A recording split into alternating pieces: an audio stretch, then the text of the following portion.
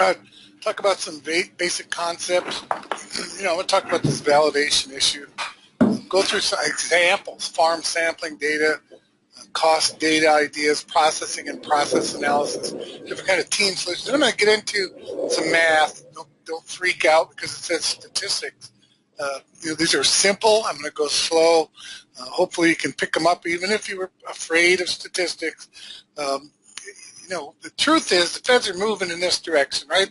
They're not. This is not just HACCP anymore or verifying that your plan is in place.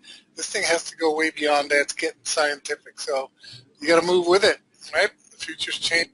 So let's talk about some food safety costs. We pay for inspection, audits, training, documentation, customer audits. And we have in this pie chart a lot of different issues under FSMA. We have to do a preventive controls plan. We have to know GMP and GAP.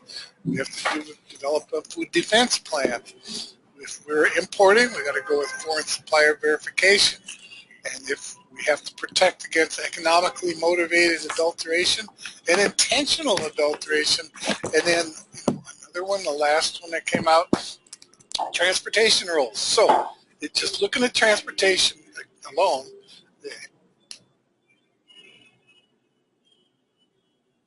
And Fed's Office of Management budget estimates $1,800 a firm.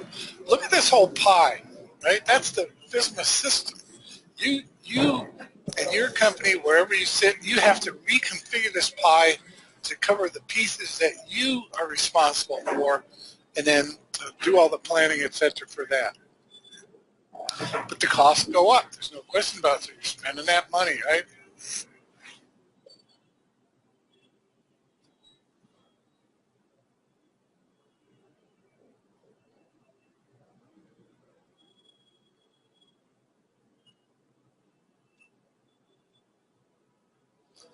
All right, so we have just under traceability, temperature control, and sanitation.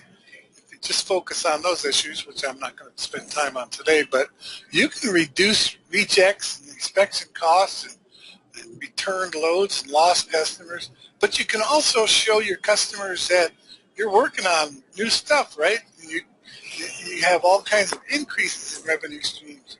Your quality is better. You get longer shelf life, improve food safety, etc. So that your opportunity here to reduce costs and increase money are both good. This is not a negative thing. This is a good thing if you think about it correctly. All right, so these are what in typical quality we would call waste, right? If you're spending all the time inspecting and you got calls and recalls and rejects and disposals, etc., returned loads, lost customer, that's money going out the door that you're spending. And your job as a food safety person or a food quality person is to jump into the money arena as well as your little specialization in food safety and quality, and start looking at these costs. I'm going to show you how to do that. Let's think about this river right here. Let's see if I can back up. I cannot. All right, so what I want to do is throw some basic concepts at you. Take any process. Process step 1, 2, 3, 4, 5 in this case, and I don't care what your process is. You can list the process steps, and you can also look at the number of fallouts. In this case, I'm talking about rejects at each process step. You can count those up, and you can also count up how much each one costs when it falls out. So let's look at process step 1. 34 items considered bad. $1 an item, we lost $34. But now I added value to that of 50 cents. And so if I lose 11 more at process step 2, they're worth $1.50 each.